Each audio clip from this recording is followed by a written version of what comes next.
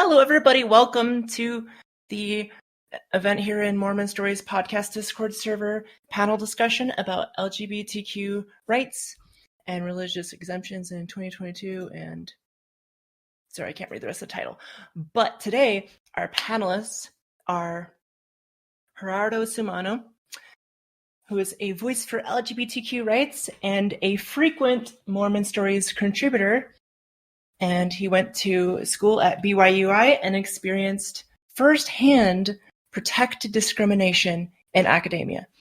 And our other panelist is Jon Sawyer, who's working on a PhD at University of Colorado in Boulder, researches the politics of religion, education, and their intersection with LGBTQ rights, who is a post-Mormon and ex-evangelical, as well as LGBTQ conversion therapy survivor. So some huge things we have that we're going to discuss today. Just a little housekeeping. If you would like to ask questions, like Justin said, PM one of us or use the thread. And we will also be taking speak requests.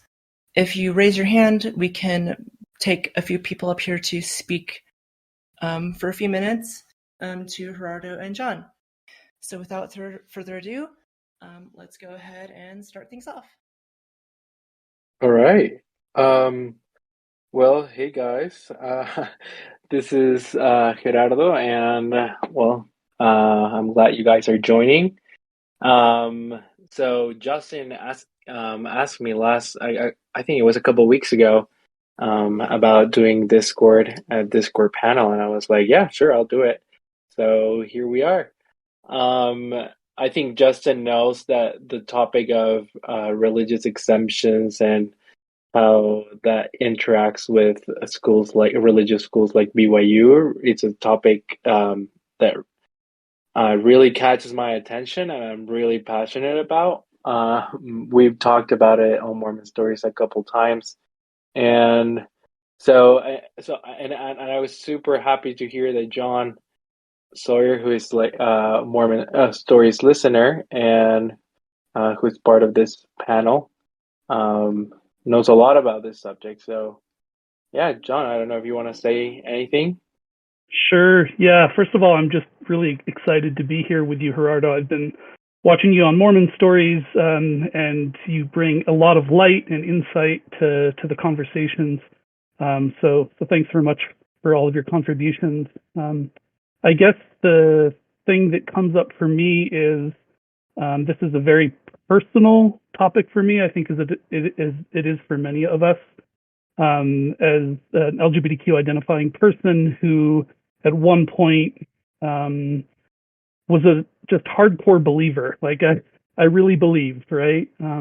Both within the Mormon paradigm, but also within the evangelical paradigm at times in my life. And because I was so connected to those belief systems and attached to them, and my worth was attached to them, my LGBTQ experience was a significant source of pain for me for many years. And so, going through things like conversion therapy in my late teens, several times into my early 20s, has really set the tone for the work that I do now and why I'm so interested in looking at, providing some recourse for LGBTQ students in conservative religious colleges. Yeah, that's awesome. Yeah, Jon, I think you mentioned something. You gave a little bit of your background when you joined Mormon Stories Live. I think it was last week. I was really my attention was caught by the fact that you were part of the evangelical movement, and I think I think it was with you that we discussed that sometimes it can be harder in conservative religions outside of Mormonism. Like sometimes it could even feel like being gay in Mormonism is easier than some more conservative Christians like evangelicals. Is that Mm. true? Is that something that you identify with?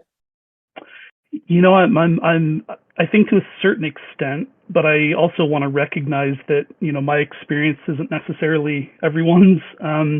And for some, being LGBTQ within the LDS Church could be as hellish, if you will, for them as it was for me in other Mm, traditions, such as evangelicalism.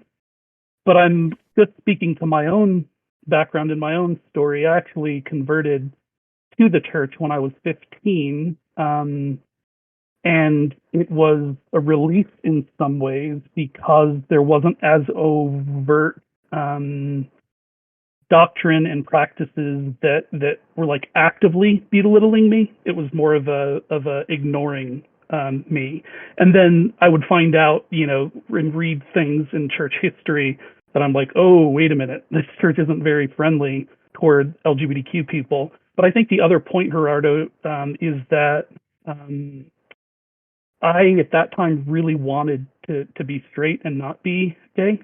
And mm, so that sort of was like the lenses that I was wearing.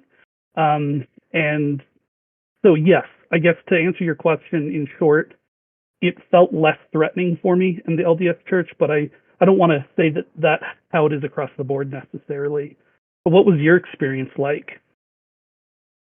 um,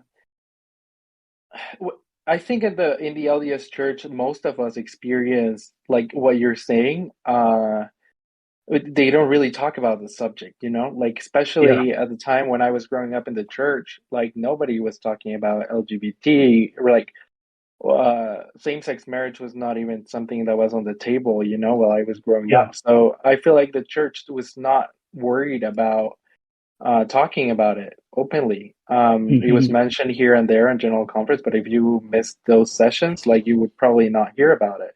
Right. The internet, like there was no church website about the issue. Like there was really not much out there. And my experience is that when my parents found out that I was gay, they actually started doing research of their own. And while researching, they found Evergreen, which, Mm-hmm. as you know, Evergreen was kind of like the Mormon Exodus International, the conversion Yeah. therapy Mormon organization. Yeah. Um, and so my parents got immersed into all the literature and all the rhetoric around what Evergreen was saying and teaching regarding same-sex attraction and what being gay meant. Hmm. And ended up going through conversion therapy with Dave Matheson, uh, Hmm.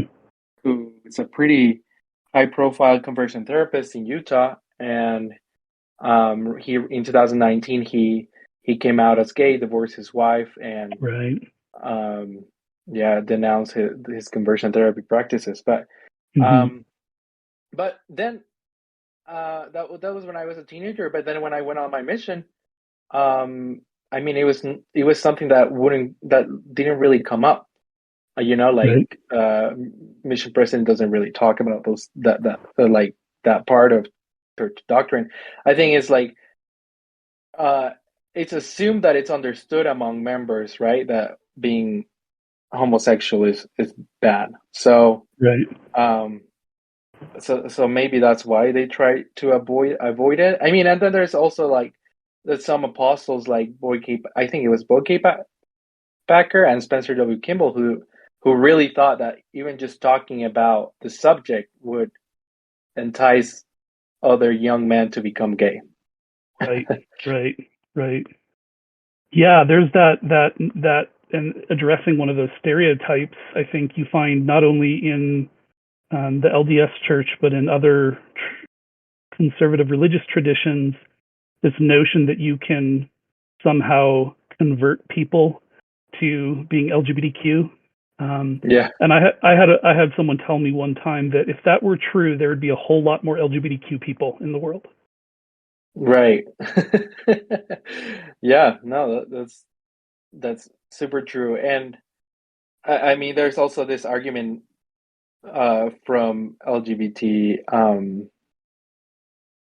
advocates, that say, like, why would an LGBT person choose to be that way, or choose to be converted, with all the oppression and all the shame around being gay? Like, why would someone choose Mm-hmm. that?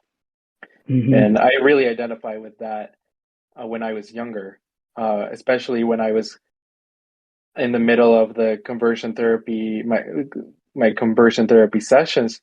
It was just something, a question that always would pop into my mind, like if I had to choose this, I definitely wouldn't Right. have Right. chosen it.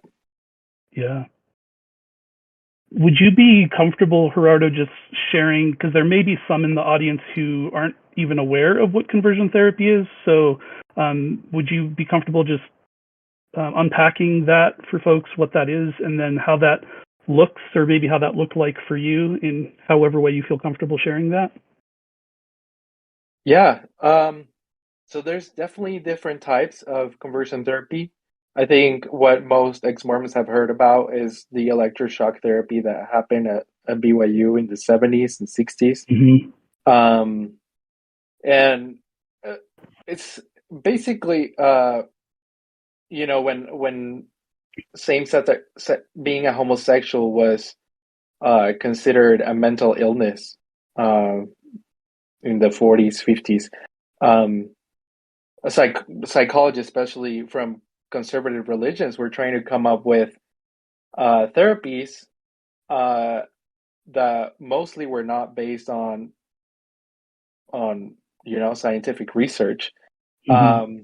Basically, they were trying to come up with methodologies to help um, youth and people, just any person in religious, in or any person that wanted to change their sexual orientation, that who had same-sex attraction. I wanted to get rid of that, Mm-hmm. and just become a heterosexual.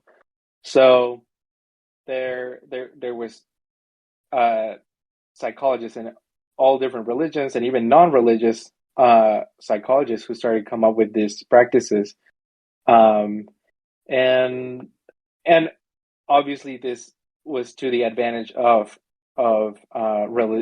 religion, like Mormonism, who Mm-hmm. grabbed that idea and just ran with it, because it fit Mm-hmm.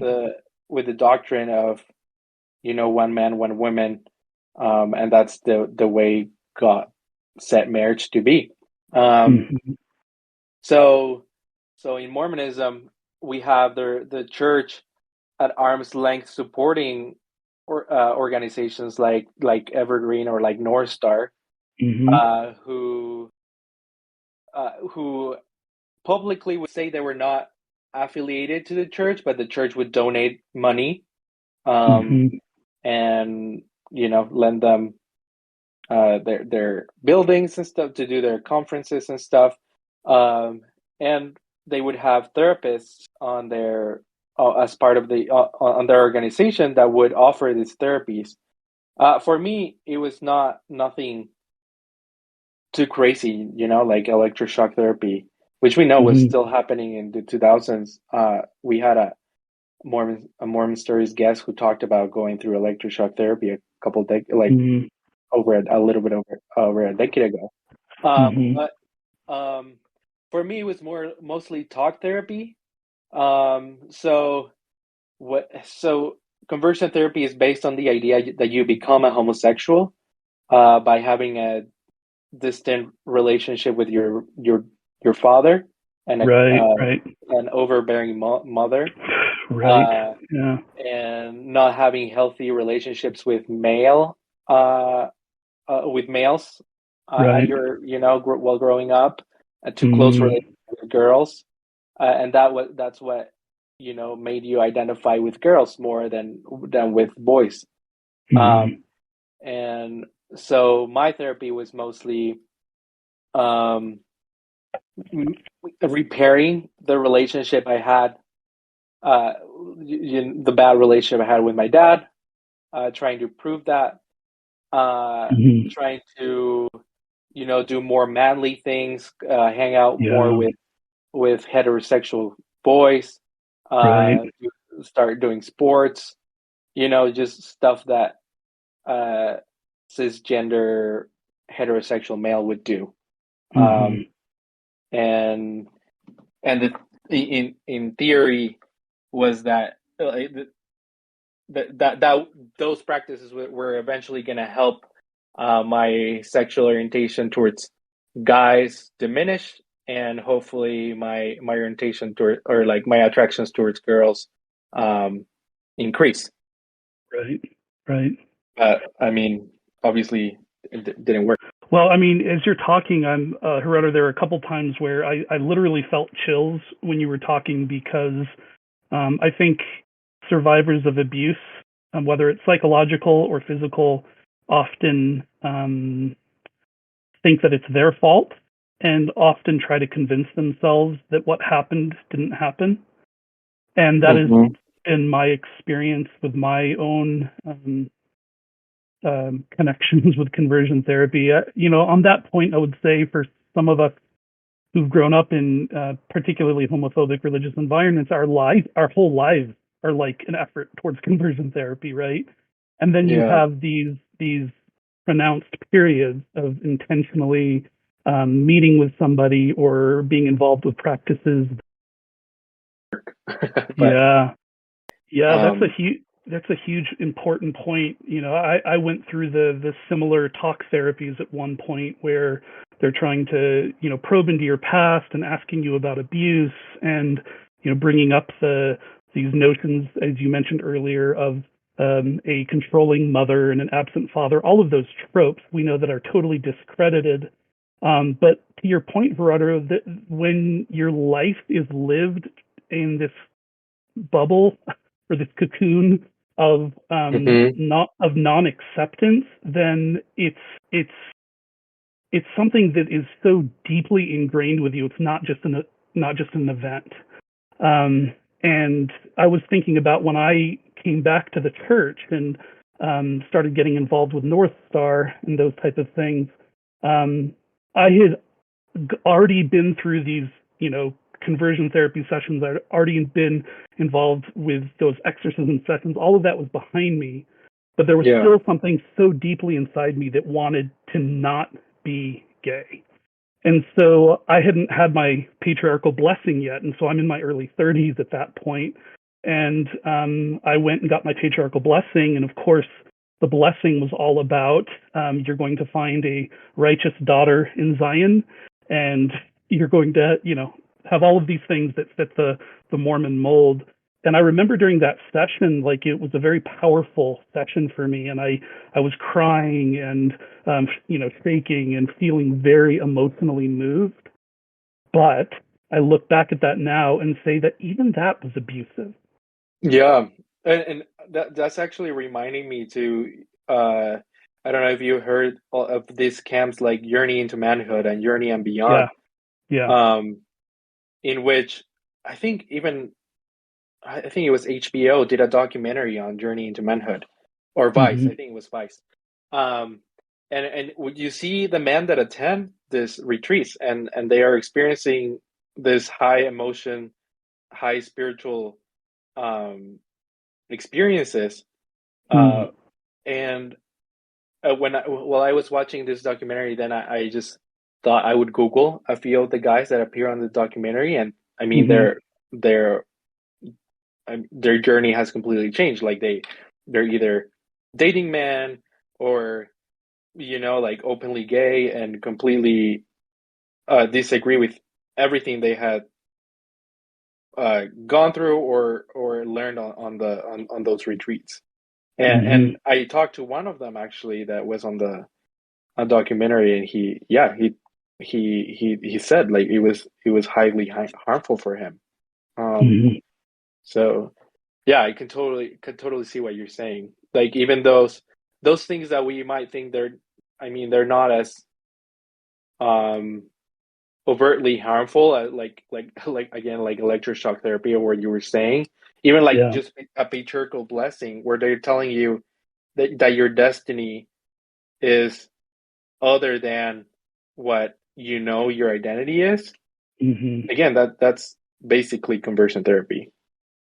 Yeah, and for folks in the audience who perhaps this is new to them, I posted something in the chat pertaining to laws on conversion therapy, and it's only about 50% of the states in the United States have laws that outlaw conversion therapy. But I think it's interesting to note that any of the ones that actually outlaw conversion therapy are only related to minors, which I agree with, obviously. But you're technically considered a minor after age 18, right? And I think at any juncture of your life, going through something along those lines is deeply traumatic and problematic. Yeah, yeah. It's kind of it's pretty interesting, you know, how those things get to be legal. In the U.S., I think therapy and you know we care so much about the terms therapist and psychologist, and you have to be licensed and you have to meet certain protocols and agree to certain standards of care and ethics. But then, for some reason, therapists are allowed to do conversion therapy. You know, Right, and right. something that is uh, it's a practice that is completely disavowed by every major psychological association. Yeah. Um, so there's definitely a disconnect when it comes to the law, LGBT issues. You and I were talking about the transgender bill that, or I think, can you tell the listeners what happened in Texas just recently? Yes, Um, yes, that's an important point, and it happened right on the tail of at BYU. There was a mhm. policy that came forward that canceled uh, gender affirming voice therapy for trans students, which is a huge part of the social transition and helping trans individuals to have a voice that matches their understanding of their gender identity. But then just a few days ago, Governor Greg Abbott in Texas um, put forward an executive order that essentially said that if you could turn in parents of trans children for abuse if you learn that they are that the parents are offering some type of service to help them in their transition. That's just a broad overview. There's a lot more to it, but it was just horrendous. And so I think it speaks to what now, in my view, is the political activism that you're seeing from a certain segment of our society that is really focusing on transgender individuals. And I Yeah, always go back to, what does the research say about yeah, mental health and about affirming individuals, irrespective of where they're at on their identity spectrum? And the politicians who are putting forth these harmful bills and religious leaders who are supporting them are not looking at that research. Yeah, and could I pipe in here? Yeah. I don't know if people know this, but I am actually transgender, so I can answer a lot to the transgender experience if you guys would like me to Yeah. contribute to this yes, discussion as well. please. So Yeah. please let me know. Go for it. Yeah, so if we're talking about voice training, I have had to do voice training on my own, and I can confirm that it is a very important affirming service to be able to get voice training. I haven't gotten to afford I haven't gotten to afford a dedicated voice trainer, but I have gotten to be supervised by a very well trained voice therapist sort of person who was also transgender, and she taught me how to not hurt my voice and whatnot. But as far as them like discontinuing, if I'm getting it right, discontinuing the voice training services for transgender individuals at BYU, that is actually a very big deal, and that's a major stomp in the face for people who are seeking to affirm their gender and to decrease gender dysphoria. Yeah. Mm. No, that yeah, like you're saying, it's so it's outrageous how the action that BYU has taken, and even going back to what John was mentioning about Texas, like the fact that aiding your own kid, underage kid, to go through transitioning would be considered child abuse. I mean, it's like I was telling you, John, how come Jehovah's Witnesses in the United States are allowed to deny their kids life-saving blood transfusions because of their religious beliefs, but somehow medical, peer-reviewed, generally accepted,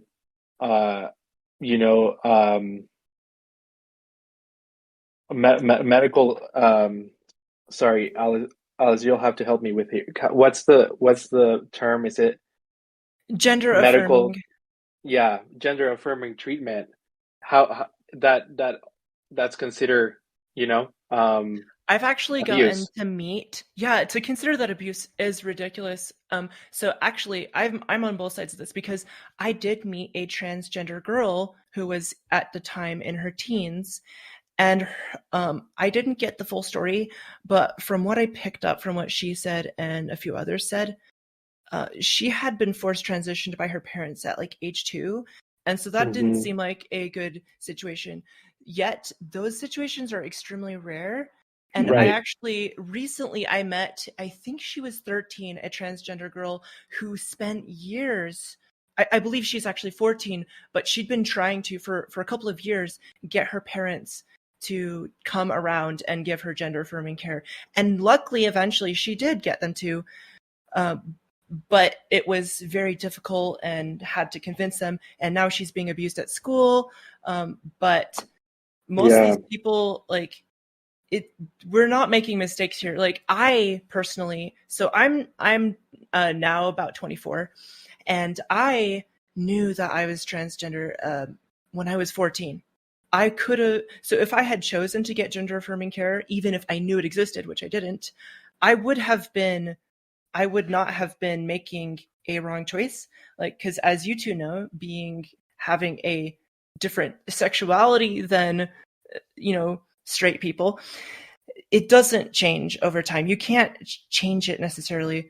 And so these young people who are getting to get a sense of their gender identity and want gender affirming care, and now aren't getting it, it is ridiculous to consider that abuse to give them care. Yeah. It should be considered abuse to deny them care. Correct. Yeah. And I So think we're at a point where I think, John, that this is what you said. Like, we're at a point where in the United States, we're not talking about religious freedom anymore. We're talking about religious privilege, where religions get to, again, decide whether or not they give blood transfusion to a kid. But then when it comes to things that are, for some reason, like against what the conservative majority at certain state dictates, then all of a sudden that's not okay. Yeah, and I think to Alice's point about, the parents forcing someone to transition at 2 years old, like, we're human beings, and stuff like that is tragic, right? That when if something like that actually happens, but when there's those rare circumstances of maybe somebody who is particularly ideologically rigid, and I think people on the left can be as rigid ideologically as on the right, but what happens is you have a popular and powerful conservative majority who then spins a message and says that any type of care is equal to that rare story that Alice shared. And you see that over and over again, these sort of false equivalencies that are put forward, and then everybody thinks is common sense. I think the reason why those arguments can end up being convincing is because people aren't looking at a broad spectrum, and they're like just pertaining to like the church's truth claims. You hear this thing like, ask a church member what it's like to be in the church, and we always criticize post-Mormons, ex-Mormons, anti-Mormons in the church, saying, oh, they should ask us what it's like because they're going to all these other sources. But there's two sides to that, which is if you're just in one perspective, you're not going to see what's going on. Like growing up in the church, I didn't even know that there was a valid reason to leave the church. And you don't know that until you talk to people who have left the church. Mm-hmm.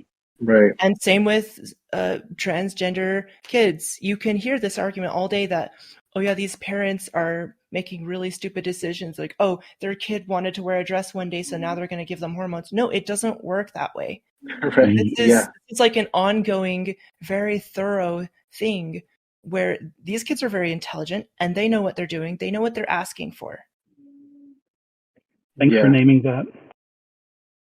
Yeah, and I think Natasha and John have done a few episodes on this too, on Mormon Stories, where they have explained how thorough this process is. It's not like you go to the doctor and say, I want my kid, or my kid wants to transition, and it just all of a sudden starts happening. It's usually a process where therapists and medical experts have to be on agreement, especially with major procedures. But yeah, it's not like a lot of people would think, just like you go to the doctor and get anxiety medication. Yeah, and I think there's a whole process. Yeah. And sort of circling back to the other part of this conversation, which is religious exemptions and how that intersects with all of this and the privileged status that religion has. It's just a fact that that's happening. With the conservative majority on the Supreme Court case, there have been increasing numbers of cases that have been brought to the Supreme Court that don't necessarily even have to do with LGBTQ things yet. I think there will be more and more in the future. However, we're finding overall that the Supreme Court, because as much as they say they're neutral, they are political. And right now we have a conservative majority, and they're continuing to advance rights for religious organizations. So religious freedom in the history of the United States was really about the government getting not involved with religion, allowing individuals to have their freedom of conscience, which I totally support. I would call myself a religious freedom advocate, right?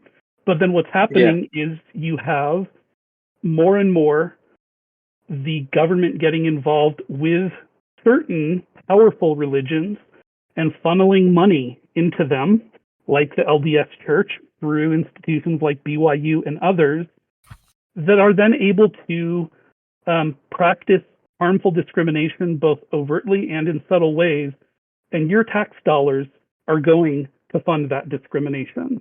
And I think that's something that is a really important thing that we need to tackle as a society in the law and policy and in our different spheres of influence. Yeah.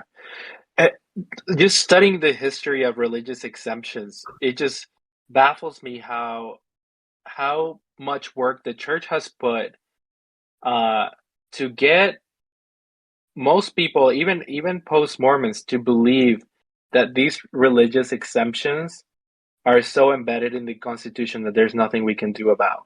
When in reality, when you study the history of these religious exemptions, they were kind of controversial when they were, they were like in the 60s, 70s when they were being written. And there was a lot of debate around it. It was not like today where like, like anyone who looks at this says, oh, there's that, like, oh, no, religious freedom, there's nothing we can do. It was actually very, very highly debated. And just, I think my friend Joe Baxter, who works for the Religious Exemption Accountability Project, he told me that even just the fact of giving aiding religious schools with textbooks was kind of controversial at some point. And but somehow, like you said, like with a conservative majority in the Supreme Court, and and the huge amount of work and money that the LDS Church has put into getting these exemptions accepted by legislation and by nowadays most citizens, and that's the reason, like that's why we are where we're at today. That's a really interesting point, Gerardo. And in fact, as I was researching and preparing for this panel, your point about how religious exemptions were really looked at and grappled over is hugely important. And you're right, it didn't really start happening in large numbers until I think it's the late 50s, early 60s. And then there was a little bit of a setback in the early 90s with a case called Employment Division versus Smith. But then coming back to the last 10 years or so, we've started to see this grappling turn into a path for anything. For folks who might be interested in looking a little bit more in the chat, I just put some cases that have to do with religious exemptions from the early 1960s up until the present day. So if you want to do some research, feel free to do that. You'll see that none of them really grapple with LGBTQ issues, but they impact LGBTQ individuals. And I think we're going to continue to see that as a major player in Supreme Court fights moving forward. And then one other thing that I thought was interesting, considering the power of the LDS Church, the first case that really grappled with religious exemptions was actually pertaining to polygamy in the late 1800s. It was called Reynolds versus the United States. So just a fun little piece of trivia about the religious exemption question. And before we get too far, could I read Chicken Two Tasties comment? Yeah. Yes. And by the way, I love your profile picture. It's a cute Discord logo cat. They said, spot on. Of course, there should be some basic protections for religious freedom, but at some point, you get to the point that people think that if they just say, but my religious liberty, they get literally anything they want, including infringing on others' freedoms. Yeah. So thank you for that comment. Yeah.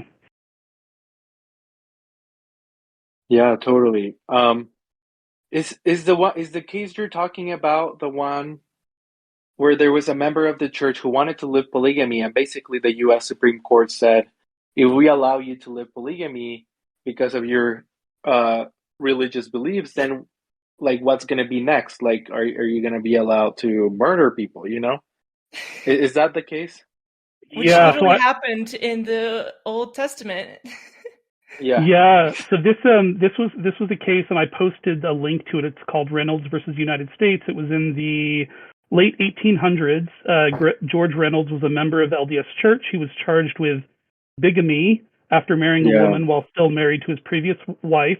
Reynolds argued that the law was unconstitutional. He reasoned that his religion required him to marry multiple women and that the law violated his First Amendment rights.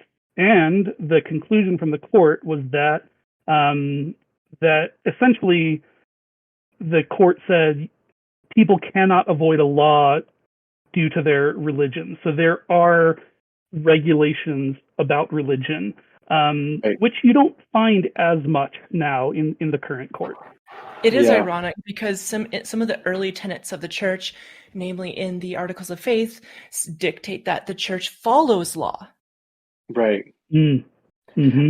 That's why they've spent so much money and so much of their influence in affecting these laws, because they know if they change, they have to follow them. I mean, that's what happened with polygamy. It happened with race and the priesthood, and they're seeing the writing on the wall with LGBT issues. And my theory is that that's the main reason why they fought this so hard from the very start. That's why they put so much money onto Prop 8. That's why they've fought same-sex marriage because they knew as soon as same-sex marriage was made a constitutional right, then we were going to start having all these problems that we're having today. Yeah. But the point that you brought about the Supreme Court ruling is really interesting because that puts this anti-discrimination law below most laws. That makes anti-discrimination law so non-important that your religious freedom can overrule any anti-discrimination law, at least against LGBT people. I know race is a little bit different today. Is that right? Yeah. So there's something called Title IX, and this was all new to me a few years ago. So if there's some in the audience who are like, "What is Title IX?" So Title IX essentially was an amendment to the Civil Rights Act of 1964, and the Civil Rights Act banned discrimination in public places. And then there were these other amendments or titles that were added to it. And I think race was addressed in Title VI, which said that you can't discriminate based on race in a school that receives public funds. I would argue that it still happens, especially if you take a critical perspective that, racism is embedded in our society in some sense. So I think it's still there, but the law says you can't. Then Title IX came along in, I think it was the early 70s, and it was about sex discrimination and not, in schools that receive public funds can't discriminate based on sex. And then that has but with that, there are religious exemptions. So if you are involved in a patriarchal religious school that has very strict gender roles and you have practices associated with those gender roles, then there are exemptions there. Title IX has looked a lot at, under the Obama administration, LGBTQ rights. And I'm painting a broad stroke here because there's a lot of technicalities underneath it. But essentially, if you can prove as a religious organization that your actions as a religious organization accord with your religious beliefs, the law says that's okay. That's okay to a certain extent, right? And as it pertains to LGBTQ issues, as long as you have in your policies a clearly defined theology of the family, of traditional unions between men and women, of even saying things like homosexuality is a sin and that kind of thing. As long as you have those in your policies, our exemptions right now say that's okay. That's why BYU can receive federal funds. And so to your point, Gerardo and Alice, you made this point earlier as well, which is what is called revelation in the church is often Kirtland and McConkie and the law firms that are looking at these things that are very smart and are able to say, we need to really hone in on what our doctrines are so that we're protected under these religious exemptions. And I found some research where you have like people in conservative colleges that are looking into this stuff, and they're calling to arms religious colleges and saying, people, get your act together because we need to make sure that our religious doctrines are clearly explicit in our policies so that we're protected from any litigation. Yep. And Alice, you want to say something? So there is that devotional California. What was it yesterday? People said it was a nothing burger. Like there wasn't really much substance for us to kind of digest in it. But I did notice them saying that President Nelson is a very inspired prophet to establish the whole church at home thing before COVID happened. And clearly they have networks and people in place to do research and predict things that the general public isn't aware of to make it look like they're prophetic. But if they truly were prophetic, there's a lot of things they would have predicted.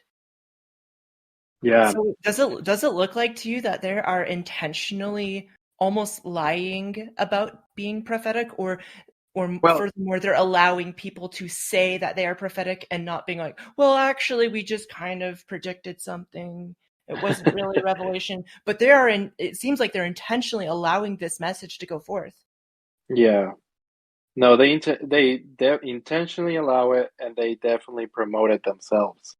Um, I think in some way, most, if not all of the brethren really believe that they're inspired and that God put them where they're at today.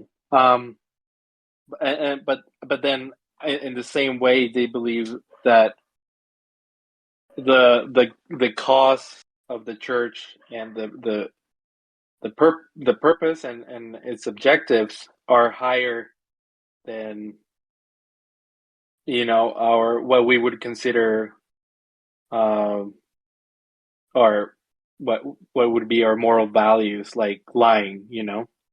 So they would uh make up stories. They will like misrepresent the facts um to bolster the church and its message, and they somehow feel like that is okay to do. I feel like that's the way they see it. And to John's and Alice's point about uh, um, the church's policies, I mean, we just have to look at the family proclamation. We know Mm-hmm. for a fact that that document was produced because the church had no scriptural or really anything said. Like Joseph Smith didn't say anything. There's nothing in the Doctrine and Covenants, nothing in the Book of Mormon about LGBT issues. So they had to come up Mm-hmm. with a document that really set and clearly identify what the church's position was on the issue, and so they could use it on courts. They could use it against the legalization of same-sex marriage. They could use it. I mean, they're using it today. For when the investigations against BYU was opened. The first document, one of the first documents that they attached, was to prove the church's sincerely held religious beliefs. Was the family proclamation, and that's what the proclamation was created for. So yeah, definitely policies, and even what they call revelation a lot of times has to do with responding to what they see is coming, pretty much. Mm-hmm. So can we read a couple comments and then let Jody come up and ask a question? Yes. Yeah. So Sunshine says, to contradict those who believe it is prophetic destroys the authority, so I doubt they could dispute someone saying it was the power of God to predict something, especially if they hold calling or priesthood. Mm, And Justin said the end always justifies the means. You remember the yeah. Bible, Jesus hung with lawyers and Pharisees, not fishermen and prostitutes. Yeah. Okay. Yeah. Good comments. So Jody is here now.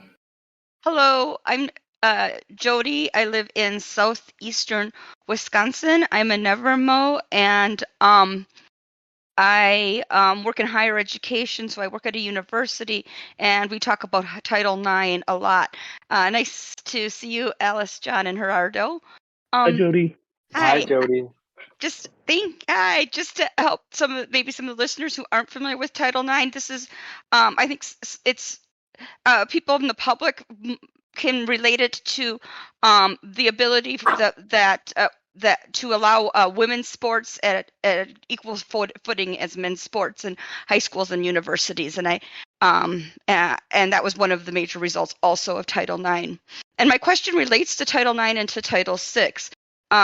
First of all, it just infuriates me that my tax dollars and your tax dollars are being used to fund systematic racism from our government. I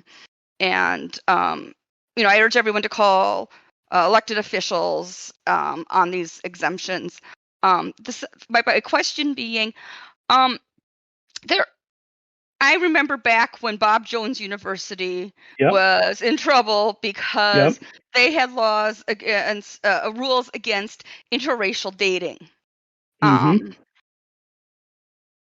Do these types of exemptions exist at all in racial and for some of the other groups that traditionally oppressed groups, or do we see these exceptions just really only come into play when it comes to gender and sex discrimination? Because I mean, there's a lot of different higher education things going out there, and I'm sure that there's some of them that are like Bob Jones. It's not that long ago that they had written policies of discrimination. Thank you. Yeah. Jody, thank you. And I Thanks, Jody. posted a link to the Bob Jones case. Yeah, And- John, I've had this question for a long time, sure, go and for it. I mean, so let me explain how I Thank you, understand Jody. it today. Thanks, Jody. Yes. So let me explain it how I understand it right now today, and please correct me if I'm totally wrong, like because I don't want to be wrong about this, but this is how I understand it. Go for it. I've asked the lawyers at the REAP. For my understanding is that Title VI or race discrimination is at a higher level than LGBT discrimination. So basically, when the civil rights were written and added into the Constitution, I mean, people of color should have gotten a lot more than just what they got when they got the civil rights. I mean, they should have gotten reparations for all the segregation, the slavery, all they had to endure. But basically, what they ended up getting or what they got was, what's written on the law today: non-discrimination based on race. And basically, because they didn't get what, in my view, they should have gotten. Discrimination on race is seen in the law as kind of in some way worse than LGBT discrimination, or at a higher level. And because of that reason, that's why. So today, and because of Bob Jones, like the LDS Church would not be able to discriminate based on race, even if it was part of their sincerely held religious beliefs. So there's that, but they can do it based on sex or sexual orientation and gender identity. So there's that, and then there's also the fact that it has the sexual orientation and gender identity discrimination, specifically when it has to do with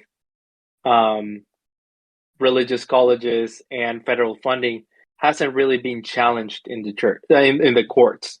And because it hasn't been challenged, we really don't know what the results are going to be. What happened was that when Title IX, which is the one that prohibits discrimination against sex, was written in the law, it was the LDS Church and very powerful conservative religious organizations, the U.S., who fought to have the exemptions written into the law, so then they wouldn't have problems later on. But no one really has challenged it yet. I mean, as I think the REAP, the Religious Exemption Accountability Project, and their lawsuit is the first time in history since those exemptions were written that they're being challenged. Please correct anything that I said that might have been wrong. Gerardo, I think you've got it to a T. It sounds like you've really talked to folks who know about this stuff, and that is true. I would just echo a couple of things on that point. The religious colleges cannot now, if they are found to be violating Title VI of the Civil Rights Act on race discrimination, they could get into some serious trouble with the law, even if it's a predominantly white institution where people of color aren't going to go to anyway. They have to at least have in their admission policies and all their practices an openness to all races and ethnicities. And then to echo your point, Gerardo, on LGBTQ issues, it does have a little bit of a subservient role right now, and there is some action through what is called the Equality Act, and you can Google that. I tried to find it, but it's there if you just type in the Equality Act, which essentially is individuals coming together to try to codify in the law the same type of protections that currently exist based on race and ethnicity for LGBTQ identities. But yeah. So sorry to interrupt, but just tell me if I understand it correctly. So basically, the Equality Act, what it would do is put discrimination based on sexual orientation or gender identity, put it at the same level as race discrimination. Is that correct? Yeah. So then religious exemptions would not apply in most cases, especially when there's federal money involved. Am I right? I think there are going to be caveats to that in the Equality Act. I'm saying as it's written now, as it's written right, as it's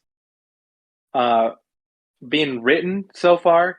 I know that the Human Rights Campaign and even other people like Equality Utah, like what's his name, Troy, I can't remember, but the guy from Equality Utah, they're really pushing to the Equality Act to be basically rewritten and then add religious exemptions in the Equality Act, which will make this fight for LGBT rights even harder, because then the religious exemptions are not necessarily coded or ingrained into the Constitution.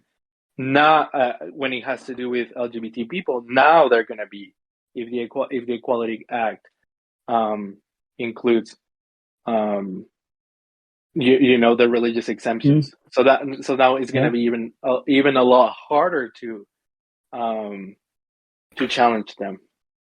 That's really insightful, and I think that's if we're acting as prophets and prophetesses looking into the future and predicting things, I think the intersection of religion, particularly conservative religion, and LGBT rights, it's going to be here for a while, and there's going to be some pretty big fights on the horizon. Yeah.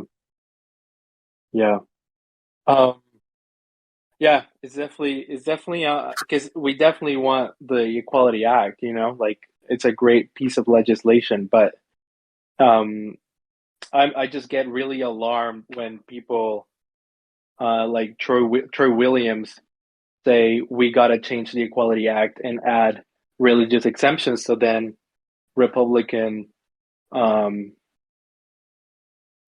senators can agree to pass it. And what scares me is that right now they're not codified. The religious exemptions can be challenged. They're not like in the Constitution as explicit, as they would be if the Equality Act includes them. And the church has put a lot of money into changing the Equality Act. They've actually come up with a new piece of legislation that would replace the Equality Act called Fairness for All Act, and they're pushing really hard for that to replace the current Equality Act as it has been written. Yeah, I mean, you're bringing up some really interesting tensions, Gerardo, and there's not an easy answer to any of these. Yeah. But Jody asked in the chat, so then should we be encouraging our elected officials to, pass the Equality Act? My overarching response would be yes.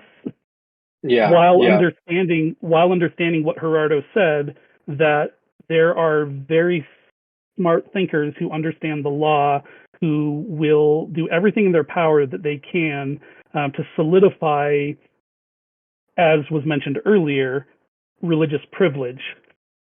They're not going to call it that. They call it religious freedom now. But we've seen such an advancement in religious privilege that I think that's not going away anytime soon. You know, I have something I'm wondering about. Because when what was it, Prop something in California? What was it, 2008? About involving gay marriages, right? Mm-hmm. So I brought that up with my dad, and this is a common retort that people in the church give, and that is, it's about protecting religious freedom. It's like, well, if we allow gay people to get married, soon they're going to make us marry them in our temple and go against God's will. And I said that those are two completely separate things. Yeah. And we can talk about the letting people get married in the temple issue later.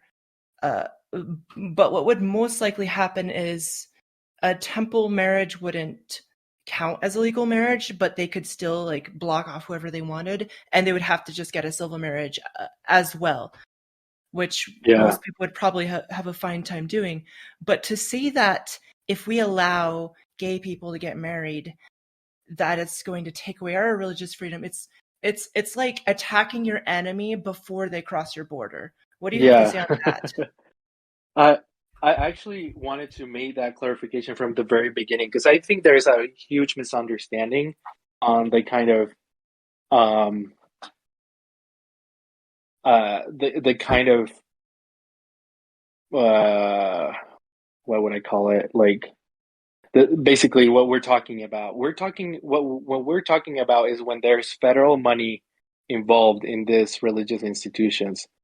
So it would be like gay marriage in the temple. Like I would say that's basically virtually impossible for the government to do anything about. To enforce? I'm to enforce it. And I'm 100% okay with that. Like today, any religion could deny people of color to be married in their church. Wow. If they and I mean, I'm okay with that. That's part of religious freedom. But when it comes to federal money with BYU, which gets hundreds of millions of dollars every year from, like taxpayer money, that's when the government can come and say, no, that's not okay. If you want to discriminate against LGBT people, then you can't get this federal aid. You have to do it on your own time. Yeah, and so that's what I think a lot of individuals, Gerardo, that's an excellent point, because there's this religious freedom mantra right now that wants to increase the government involvement and get more funds. But if you look down the road, that actually is not good for the religious institutions in the long run, because you're getting more linked in with regulations at a federal level and state level. And then to your point also on Gerardo with BYU getting, millions of dollars, I believe it's over $1 billion that private religious colleges get per year across the board. Yeah. I think for 2018, correctly, it was at least $100 million each school, BYU and BYU Idaho, are getting from the federal government. It's a lot of money. Yeah. And that's where again, like Jon said, that's when the government should and could interfere. Again, that hasn't been challenged, and so far, the church has had religious exemptions that they fought for, to keep getting the money and be able to discriminate.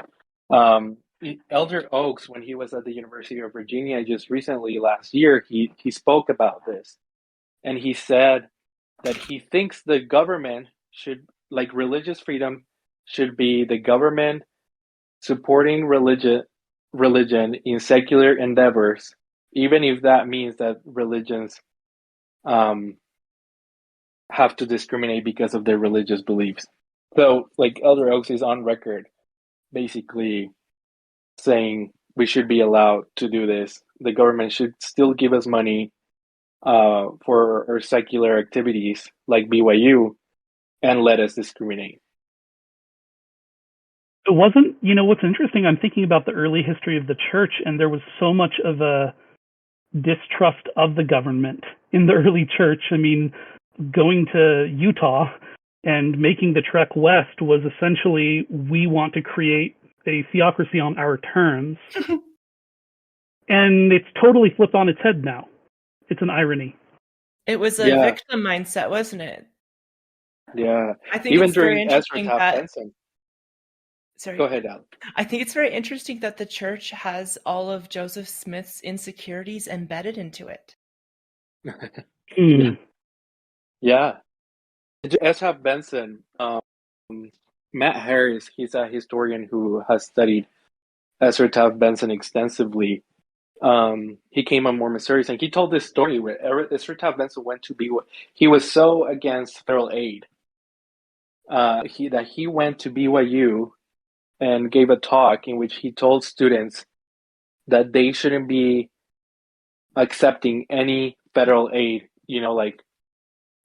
for any federal medical benefits or food stamps or anything like that, because that was against what the Lord wanted.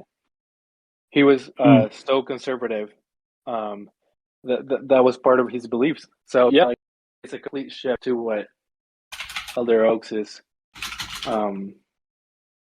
asking to, nowadays.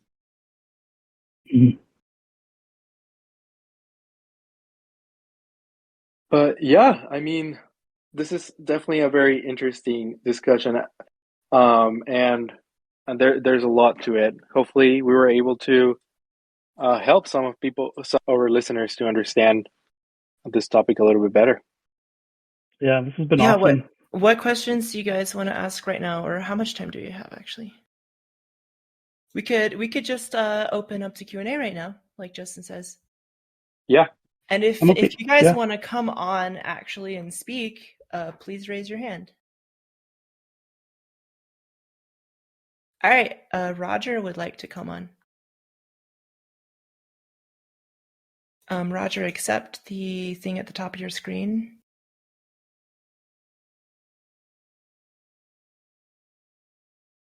You should see a green bar on the top of your screen. There you go. Okay, can you hear me now? Yeah, it didn't show up right away for some reason. So. Oh, Sunshine. Hi, Roger. Too.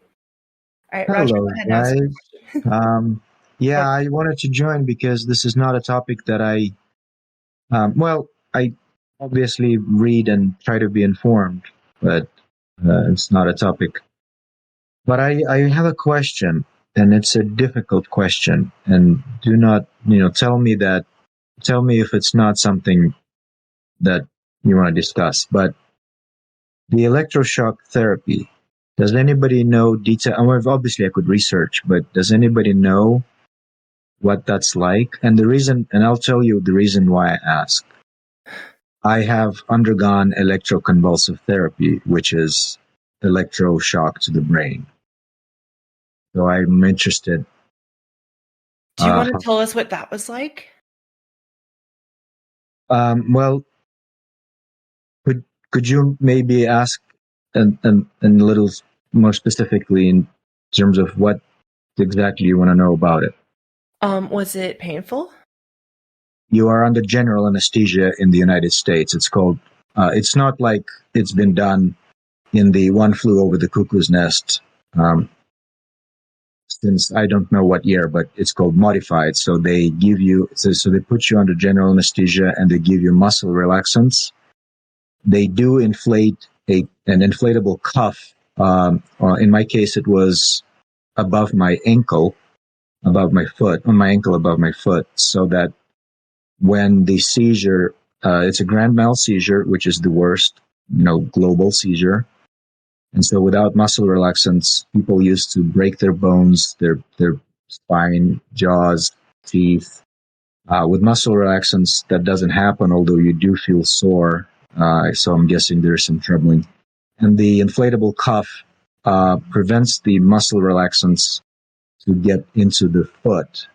And so they use the foot as one of the indicators that the grand mal seizure is to their satisfaction. So they're inducing a seizure as a form of conversion therapy? No, this is for a mental health.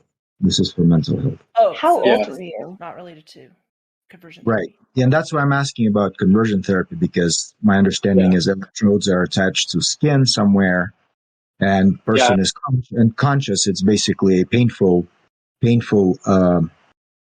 What's the word? It's just a aversion to build aversion to thoughts or like feelings. They show you images. See, that's why I'm asking, because I don't know. My understanding is they show you images maybe or a video and then they shock the person consciously. So that's why I asked. So it's done consciously, and the electrodes are attached either to the leg of the individual, hands, arms. It just depends. And then, there's different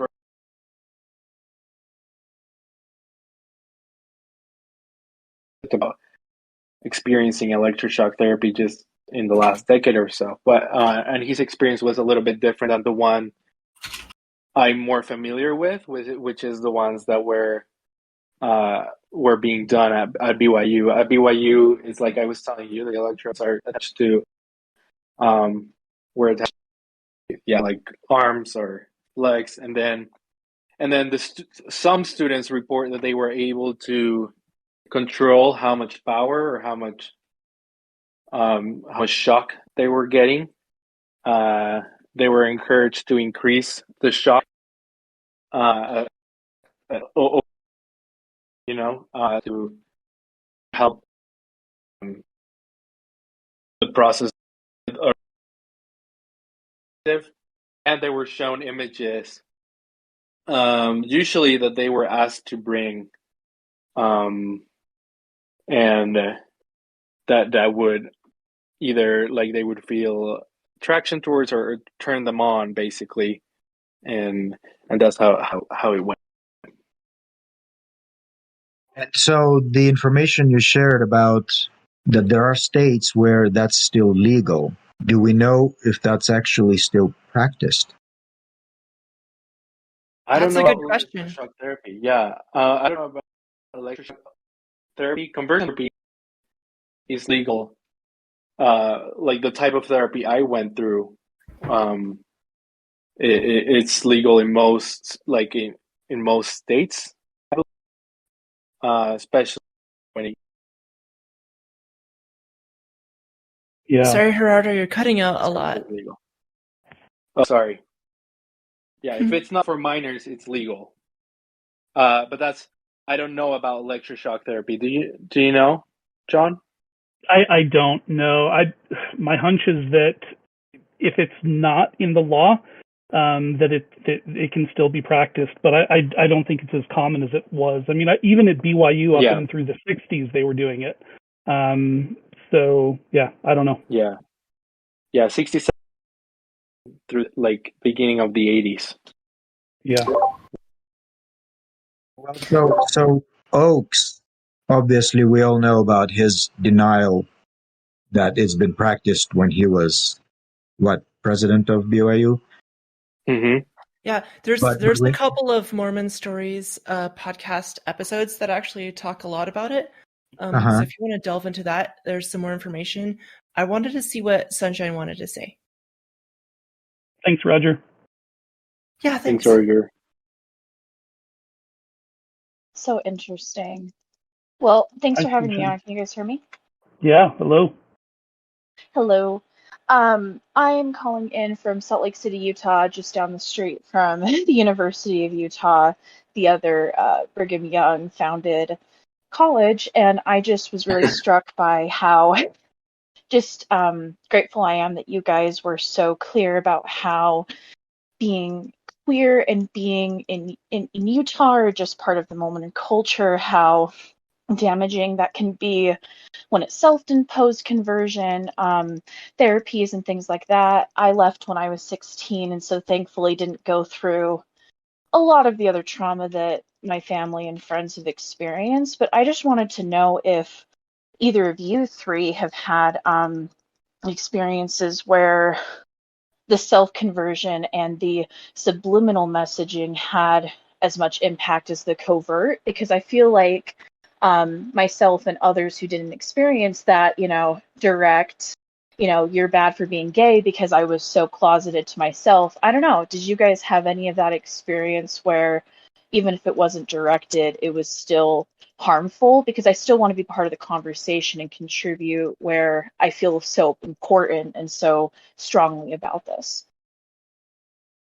I think I'll just speak quickly, Sunshine. That's a really insightful conversation, and it goes back to earlier what we were talking about.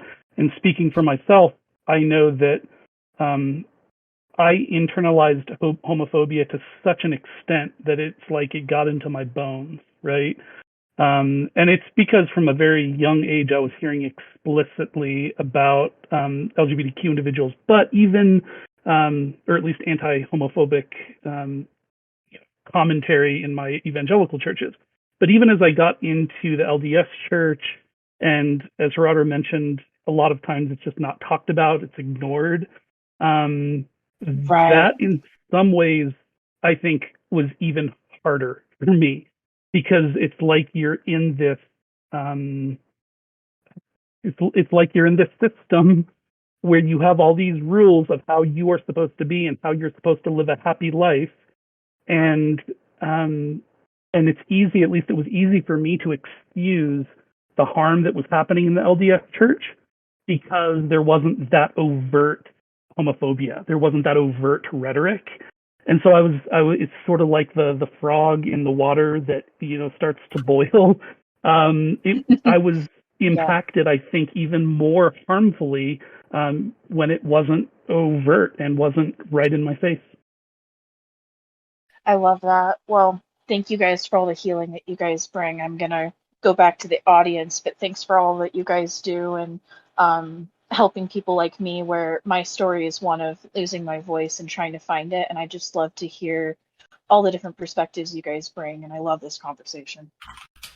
Thank you. Thank you, Sunshine. And let me see, I'm asking someone if they want to come on stage.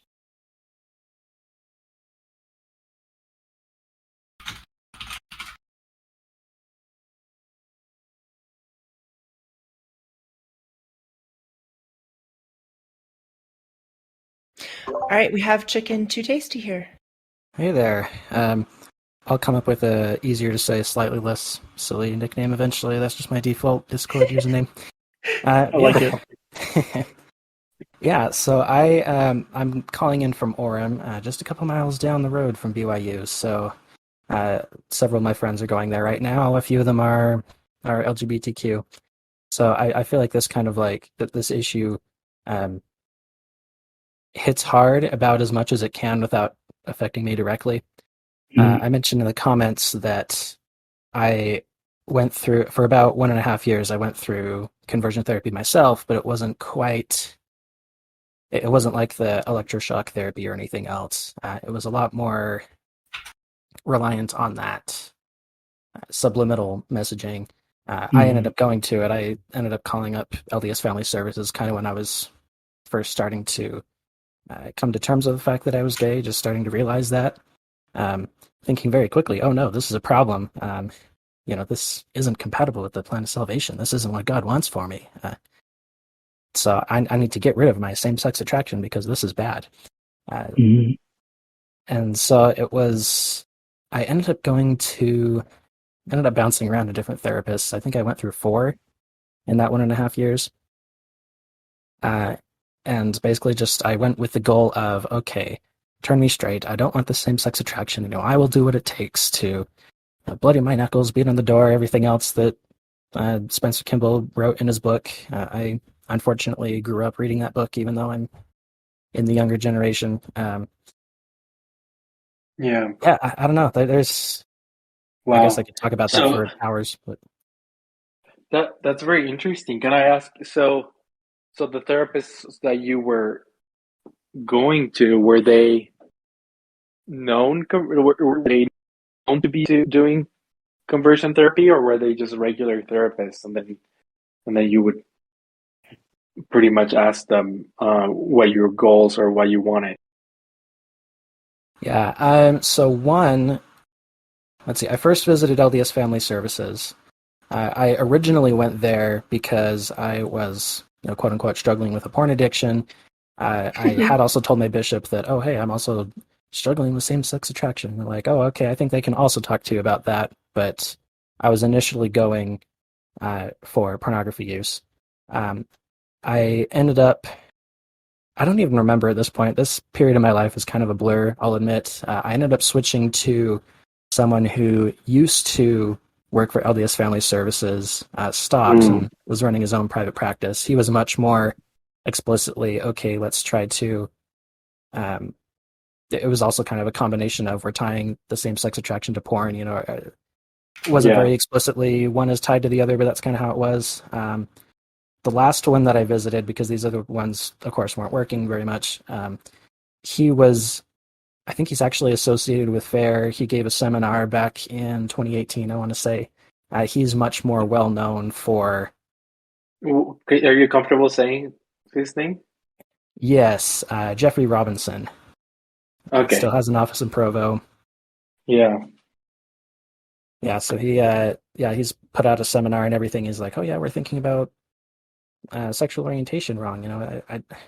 Yeah. Again, I Yeah. could talk forever about this. It's interesting. Sorry, sorry, go ahead. It's interesting that the other shaming, we pile in everyone we don't agree with into this big mass of them. And it also happens with quote unquote sins, which is like all of your attraction and your quote unquote porn addiction, which in most cases is not even an addiction, all gets put in its own bucket, and it's just filed under Satan's influences. Mm-hmm. Yeah. Exactly. Yeah. I mean, yeah. When I came out to my parents initially, I guess I'm getting personal. This is why I'm hiding behind a cutesy profile picture and a kind of silly username. But when I first came out, it was, oh no, I think maybe this is an effect of, you having masturbated approximately once or twice a month, in the last, however long. And oh my goodness, it was seen as just like the next stage in some sort of horrible sex addiction. That kind of broke me for a while. It's taken a couple years of therapy to undo all of that, and I'm still undoing all of that. But it's been a road. Yeah. I really sympathize with you because I went through the whole ARP program, and I was told that I was a porn addict, and I was told that things that were natural and healthy were harmful and satanic. And I would love for us to have a longer conversation about that at some point. I'd be happy to participate if we ever do that. Yeah, and thanks, Chicken Stacy, for sharing. I mean, of your story. I was laughing at your cat picture. Sorry, not at your story. But I think one of the things that you named that I picked up on is just how obsessed theologically conservative religious traditions are with sex. Mm-hmm. And I just think that is something that needs to be named, because you hear on the conservative right about, you used to hear this, maybe you don't hear it as much these days, but like the homosexual agenda, right? Or now you hear them say like transgenderism, like being transgender is a religion, and they're out to convert you. And I think what we need to name is that we've lived with a patriarchal heterosexual agenda for thousands of years that we're now starting to challenge, I think rightfully so. Yeah. Well, thank you for coming up, Chicken, and we're going to take one more comment, or one more speaker, Mr. Mel, and then we will go ahead and close. And just so everybody knows, This has been recorded, so there will be a recording available if you missed part of it, and you can go ahead and listen to that after the fact. Thanks, everyone. See ya. All right, Mr. Mello, go ahead and click. Okay, there you go. Can you hear me? Oh, Yep.